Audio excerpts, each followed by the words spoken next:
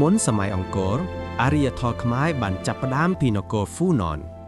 ហ្វូណនគឺជាមហាអំណាចពាណិជ្ជកម្មក្នុងអាស៊ីអាគ្នេយ៍ បន្ទាប់មកអង្គរបានក្លាយជាមហាអាណាចក្រដ៏អស្ចារ្យ ព្រះមហាក្សត្របានបង្កើតសិល្បៈ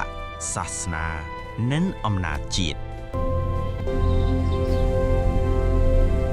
ប្រាសាទនិងចម្លាក់គឺជាព្រលឹងនៃជំនឿខ្មែរ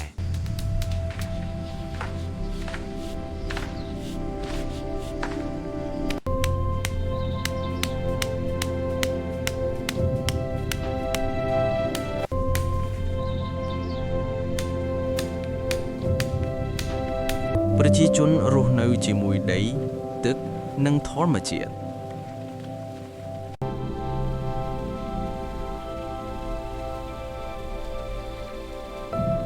អង្គរអាចស្ងប់ស្ងាត់ប៉ុន្តែមិនដែលបាត់បង់អរិយធម៌ខ្មែរនៅរស់ក្នុងបេះដូងយើងជានិច្ច